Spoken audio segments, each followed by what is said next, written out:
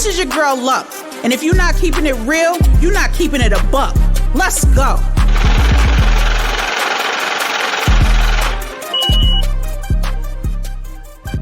Hey, welcome to Keeping It a Buck with Luck. You already know I am your girl Lucky, and today I have with me two-time platinum producer, founder of the Drumaholics. Yes, sir. A man who I just found out has there's three of him. Yes, sir. Three of him. JSDG, what's up? What's up? How we doing today? I'm good. You ready to keep it a buck? Uh-huh. You ready? Yeah, you said you ready to keep it a buck. It's not going to be no skips on here. Nah, yeah, no need. Okay. Let's all do right. it. So first of all, I want to know, like, who's these three people we speak of? Okay. So Ja was like a nickname I got growing up in the hood. And Jasim is my government name that I use in school and if I'm teaching people. And JSDG is the platinum producer. Okay. So what does JSDG stand for? That cannot be disclosed. Oh, I thought we was keeping it. No, I'm keeping it a buck, but it's too early to, it offends some people. Word. It offends people? How offensive can it be? It's not offensive as in it's coming at people, but it represents really who I am.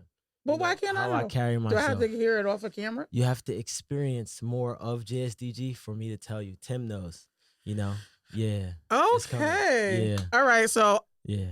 I don't know. We'll figure that out. It's coming. Don't worry. We'll figure it. Yeah, I got y'all. We'll figure it out. So I didn't even realize that besides being a producer, you are a rapper? I am or an artist. I'm an artist. Sorry, I can rap and I can also release my beats in a way that the artists release their music. Okay. Yeah. Okay. I get that. So say an artist may put their music out on a platform. Mm-hmm. You do the same. Yeah, I have the same distribution that all these other people do. I have Apple Music, Spotify, Tidal, all of that, Amazon Music. Now, what made you decide to do that? So I took a course, shout out Lamont Graves. That's actually Jalabi's cousin, and he was educating producers on how to drop instrumental albums, right? So if you're waiting for artists, you can wait forever. Okay. Right? And the best part is, the beat can find a home before you can find it a house. Okay. Word.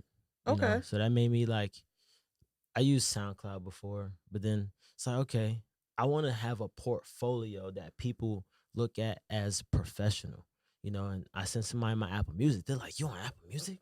It's like, are these songs? Nah, well, they're songs. It's just beats, no lyrics. They're like, oh, wow, I didn't know you could do that. It's exactly. So then artists can find you in that way, and then they can utilize your beat. But how do you get paid from it? You get paid in every aspect. You get paid for streams. You get paid for people using it in videos. Somebody could use your beat in the song. You got your own master. And every time someone uses your beat in their song that is released, it is considered a sample because I am the artist. The same way you can sample Michael Jackson, you can sample JSDG. So, have fun. That's really smart. Yeah, for sure. So how long have you been You're young. Mm-hmm. I'm not going to give your age, but I don't know if you even care about I don't people matter. knowing your age. Yeah. You're 25. Yes. I'm about to be 26 in 3 months. Okay. So you'll be 26 in April? Yeah. April what? 7. Oh, so you're Aries. Yes. You're Aries. Yes, okay. yes. I thought you were Taurus gang, but I'm a Taurus. it's all right. It's okay. I'm a Taurus. Okay. Yeah. I dig it. Right. So 26 in a few months. Mm-hmm. So how long have you even been producing? Since June 10th, 2013. Look, he has the day. Yes. And what made you start producing? How did you figure out that was your calling card? Okay, so I'm gonna keep it a buck with luck. Okay, right? Let me hear it. And I was an athlete. I went to a high school. It was AA. And they kind of cheated me off the basketball team, but they would still use my name and my grades to get awards. And in the meantime, I was already in music as a DJ. I've DJed tons of events. My family, my father's side is a DJ. The whole side of DJs. And I was like, I'm playing Drake, but I'm not making anything that Drake is making. I'm only making money for this party. So I want to create what you guys are playing. And then I had the time to do it because, I wasn't on the team per se, but I was on the team. They kind of were saying that I wasn't on the team, but they just wanted to leverage me and my grades to look good for the school because most of their star players were failing. You know what I'm Which saying? is typical. Yeah, yeah. But yeah, I just took more Wow. time and dedication into music. So that's what took me where I am today. Okay. So Mhm. Drumaholics. Mhm. Now is that a team? Is that just you? Like Okay. what is Drumaholics? Drumaholics is Or more of a who are? brotherhood. Is more of a what we represent, what we stand for. You know, so Drumaholics is most people think of alcoholic, right? So Hmm. that's addicted to alcohol. Drumaholics, we're addicted to drums and we're addicted to progress, progressing in life and becoming the best being that you can be on this planet. Okay. You know? And now how is there like a group of you guys? Is it Yeah, for just sure. There's a great amount of drumaholic members, and to become drumaholics, you just have to be willing to grow in all aspects of life. You know, of course, you know there's a handshake. You know, and the handshake means that I understand you and you understand me. You know, and once you have the handshake, you're considered a part of the brotherhood. If there's a woman that knows the handshake, then it's like a sisterhood to the brotherhood. You know, is this like a cult? I mean, it's a belief. It's a belief. That's a Yeah, a belief that you can become anything that you want in life. okay. Okay. I'm gonna leave it there. Is it a cult? So I mean the industry, like Nah, I feel you. seriously. So you produced I know you produced for like Kodak Black, Mm-hmm. Designer, Mm-hmm. the Mm-hmm. Migos. If you could produce for anyone, like who is your dream group or person to produce for? Everyone. Everyone, you want the Everyone. world to Yes, be everyone. JSDG. Yeah, I don't want to be too selective because somebody is going to make an amazing hit and then everybody can make an amazing hit with hit beats. You know, so everyone. Nobody gets away. So you don't have like a person. I don't even have a favorite artist anymore. It's just like, you know, I want to work with everyone because everyone has a sound that can join with this sound to make a new sound. Okay. So and like usually people like I guess I get it because most times people will be like, "Oh, I have this person in Mm-hmm. my mind that I want to work with," but I guess as an artist, you are an Mm-hmm. artist, you want to reach all artists, which reaches all people. Mm-hmm. So that definitely makes sense to me. So, two-time platinum producer, Yes. right? Yes. Yes. So, I want to know how that works. Do you become platinum off of the song or the artist album? Like how does Both. that okay. Yeah, both. So we're platinum off of the album being a collective group. Not every song on each album go platinum. To go Right. platinum is 150 million streams, I believe.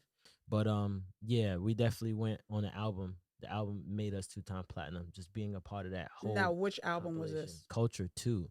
Okay. Mhm. I figured that. So Yeah, for we're sure. gonna talk about Culture too. Mhm. Cause I read it. It's been a while. It's 2018. Mhm. Yeah. Moving Too Fast. Yes. That's the song you produced. Mhm. I have read that that beat was credited to Quavo Quavius. at first. Yes. I'm gonna say at first because when I look it up Yeah, now, yeah. I Oh, see you. that's what it is. So I want to know first of all Mhm. how, like, when you saw that your producer credit was not there, Mhm. how did you react? I lit them on fire. I was 20 years old. I was in college. I wasn't matured. I wasn't as professional. You know, now I just know I don't even have to say anything. I have the things to protect myself to where you have to reach out to me if you use my stuff without speaking to me. But yeah, I definitely within like 15 minutes of the song coming out and me hearing it, I found what beat, I found my facts, and I just got my support from the people that follow me. You know, that day I had about almost 300,000 impressions in less than 24 hours. Gained like 1,000 plus followers. What did you do? Go on Yeah, I social was like, media? yo, they took my tags out. Definitely went on social media because I've never had someone take my tags out intentionally. You know what I'm saying? It's either I take it out or it's left in, So your tag is like I think is it like a I don't know if it was the same at that time. Yeah, it But it's was the like a same. female's Yeah, voice and it's this. It was the same, and that's the whole thing. okay. You know, but yeah. Now I'm so mature at the point where I don't even need my tag to know that it's me. It's just I wanted it because it was like yeah, this is really me. But when you get the paperwork, it's really you. You get the award, it's really you. you know. Okay. So you went on social media. And I You posted, I showed the facts, when I made the beat, how long it took, what sounds I used. And, yeah, I kind of lit them on fire and put them in a hot seat. It's not that I wanted to defame them. It's just like, wow, why? Like, I love you guys' music. And I just wanted to work with y'all. It's not about, for clout or anything. It's just like, damn, like I worked hard to get here. You know what did I'm you saying? send them that beat or Yeah, via email.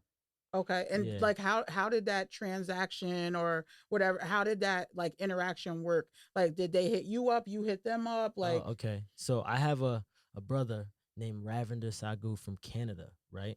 And he worked at the Apple store, and he hit me on Facebook like I just ran into Offset, and I was like, "Word," and he was like, "Yo, I just got his email," and I'm like, "That's crazy.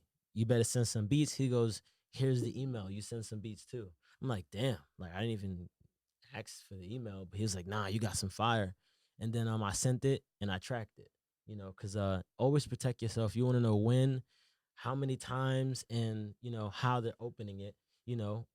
Very important for data. I'm a data type of person.